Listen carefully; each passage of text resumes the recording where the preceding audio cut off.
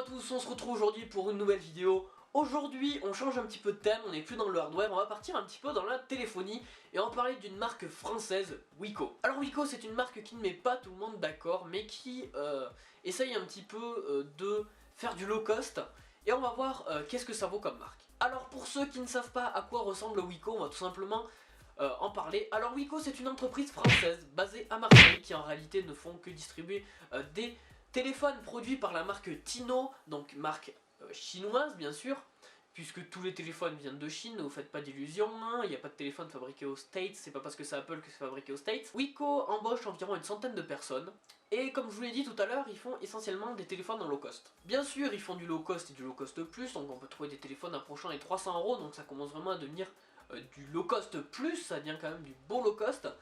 Et aujourd'hui, moi je vais vous donner comme exemple mon Wiko Wax que j'ai depuis maintenant un peu plus d'1 an. Je vais vous donner mon avis, vous dire ce que j'en pense, ce que je pense de la marque Wiko, puisque j'ai des amis également qui ont des téléphones Wiko, qui m'ont donné un petit peu leur retour d'expérience, et on va voir qu'est-ce que ça vaut. Alors commençons par le cas général.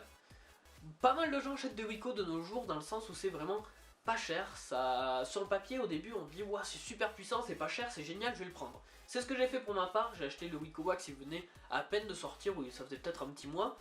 Je me suis dit génial, il a un processeur Nvidia, moi qui adore Nvidia etc. Je me suis dit génial, il a un processeur Nvidia, je vais le prendre, il sera puissant, il sera stable, tout ça etc.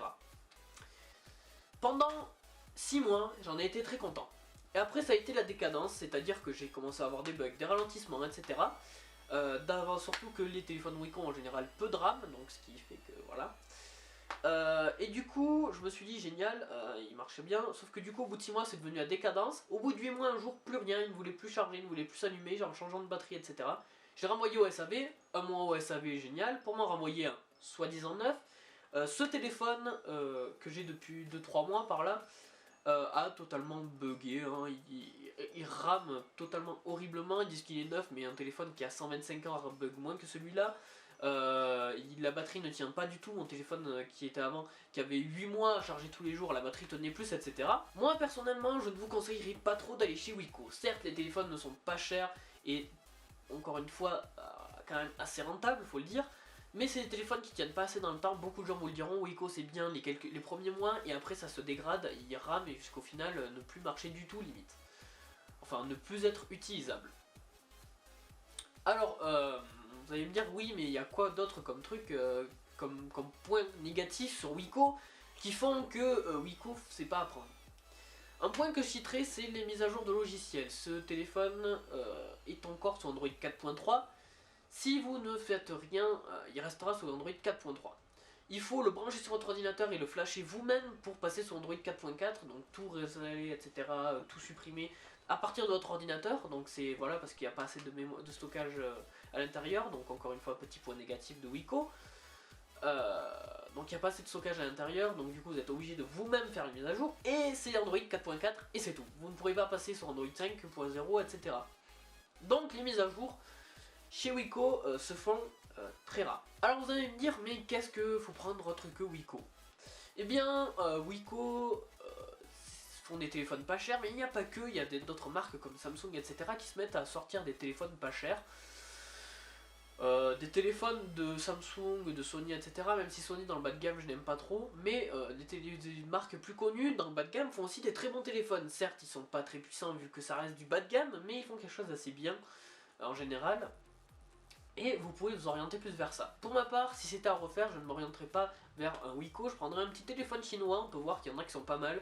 Si vous voulez voir de tests des téléphones chinois, je vous invite à aller sur la chaîne de Electronic Earth, vous aurez le lien dans la description, qui fait des tests de téléphones chinois, et il les teste vraiment bien. Après vous allez me dire que Wiko, j'y trouve pas de points positifs. Si, il y a des points positifs, c'est que Wiko, c'est pas cher, déjà, hein, c'est le premier truc. C'est solide, hein, vous pouvez voir ce Wiko Wax, c'est plutôt flexible, hein, il ne bouge absolument pas, j'ai jamais eu de problème, j'ai jamais fait une rayure. Donc voilà, mais encore une fois, mise à jour quoi, et les bugs surtout.